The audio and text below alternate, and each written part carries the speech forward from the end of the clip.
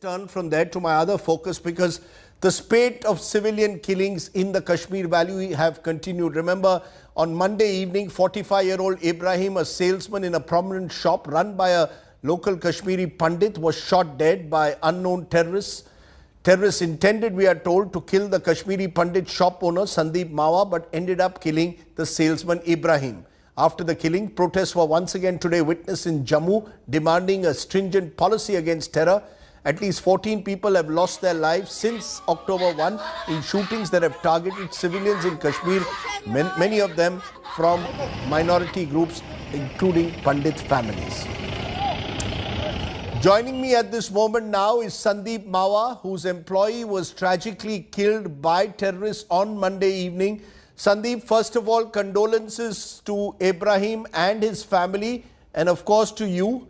Today, your first thoughts, 48 hours after a bullet that you could have easily, that could have been perhaps meant for you, killed your salesman. I feel guilty. That's because of me. My elder brother Ibrahim has been assassinated. I feel quite guilty. It would have been better if the bullet had hit me. I would have no grievances. My family would have no grievances. Rather than my friend, my mentor, my guide, Ibrahim has been assassinated.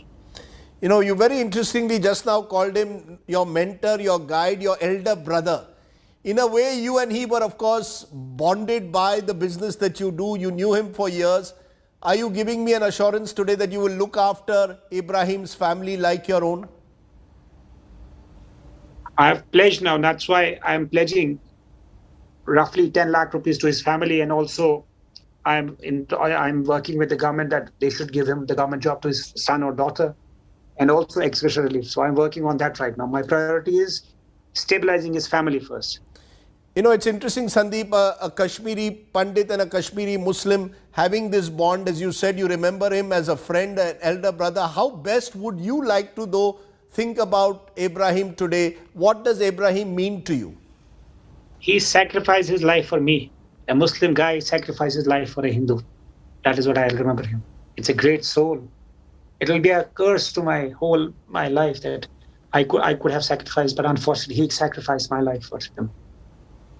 And I'll see that what best I can do for his family. I'm on that way. You know, you said at the outset, Sandeep, that the bullet that you feel guilty because the bullet that killed Ibrahim was probably meant for you. The terrorists wanted to kill you.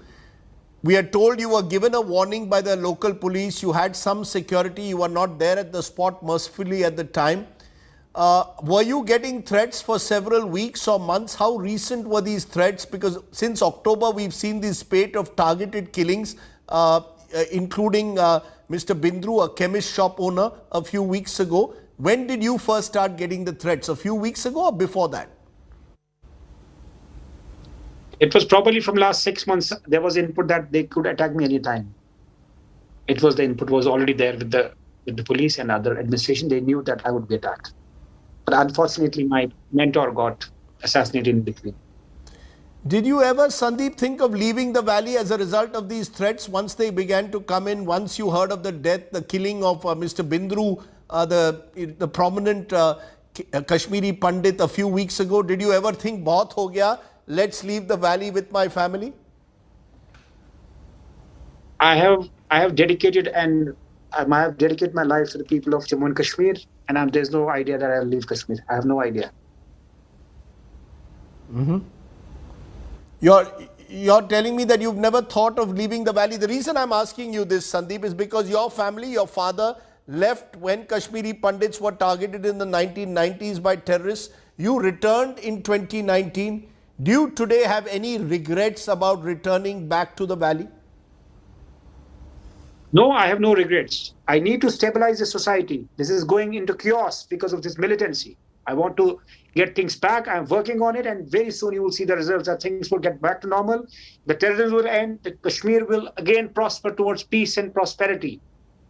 So I'm working. I have dedicated now whatever life has been saved. I'll dedicate it to the rest of my Kashmiri fellows. You know, those are very brave words, and all one can say is inshallah. But will that involve you continuing, therefore, with your business? Your shop will go on despite the death of your salesman killed by terrorists on Monday. You will go and open up your shop every morning from tomorrow morning? It is not about shop. It is that I want to revive Kashmir again. I want to bring Kashmir back to pristine glory. The shops come and go, the business comes and goes. That's not my priority. My priority is to get Kashmir free from these evil forces. Of course, my business will continue. I'm not going to leave. My people will continue that, and I'll also work on that. But that is not the priority. Is to see that first Ibrahim family is stabilized, they're back on life again, and then other things will follow. But how do you do that? You know, it is, how do you actually, how do individual citizens take on the gun is a question that is often asked. You know, Kashmiri Pandits who stood up to terrorists have been targeted in the past. Many of them, of course, had to flee in the 1990s and are reluctant to return to the valley when they will hear stories like yours. There is fear when they hear of what happened to you, what happened to the Bindru family. Why will anyone really come back? How do they come back when they are not guaranteed their protection? Why should they come back, according to you? See, Kashmir is in shambles. The peace was returning. These target killings have really put pressure again. But we need to understand that somebody has to martyr for the cause. Somebody has to martyr.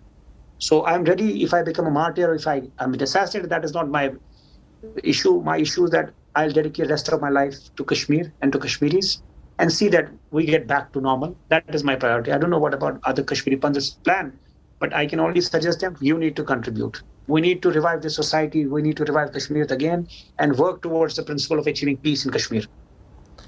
Well, what is your message? You know, what is your message to not just to the militants? You know, you're saying that these are evil forces who resort to these targeted killings, and that is indisputable. What they are doing is inhuman. Do you have a message to them? Are you going to be cowed down in any way? Or what is your message to these people who are these cowards who resort to these targeted killings? See, these people have been indoctrinated. They should understand Islam or Hinduism doesn't teach any of these the path they are following. In fact, Prophet Muhammad said that if you harass, trouble minority, I will be with them at the time of Akhirat. And also in Bhagavad Gita, it says, Vasudev Kutumbakum, this is one big family. So we are like family, we are one big family. So why should you kill innocent people? It will not reap any benefits. You are losing your game and you are losing your reputation. You are killing the finest creation of God, finest creation of Allah, the humans. You should not do that. You should rethink your strategy. You can talk to the government. We can facilitate. The people of Jammu and Kashmir will facilitate, but gun is not the solution. You can talk. That is the solution. You know, gun clearly is not the solution, but the fact is the gun has been Kashmir Valley has been in the shadow of the gun for more than 3 decades now. Do you believe, therefore, that this concept of Kashmiriyat that you just spoke about, that this concept of this unique bond of the kind that you had with Ibrahim, or indeed that Kashmiri Muslims at one level have with Kashmiri Pandit, is it still alive, or are you just romanticizing it? Probably it has been dented. It is still alive. The normal, average people who have nothing to do with politics or separatism, they are reviving Kashmiriyat. But those people who are hell-bent to divide Kashmiris and Hindus are a big problem. But our efforts are to revive Kashmiriyat, to revive Kashmir, and to revive the economy and to revive the culture again. In between, there will be some casualties, that is for sure. You know, your Kashmiri Muslim friends, your customers, are they still firmly with you? Have they still come out firmly in your support last few days? Do you believe that those bonds that you have built with your Kashmiri Muslim neighbors, that they exist and will become stronger with time? Yeah. See, the Kashmiri Muslim is as innocent as helpless as me. He's an innocent soul. But unfortunately, he's been dragged to this trouble.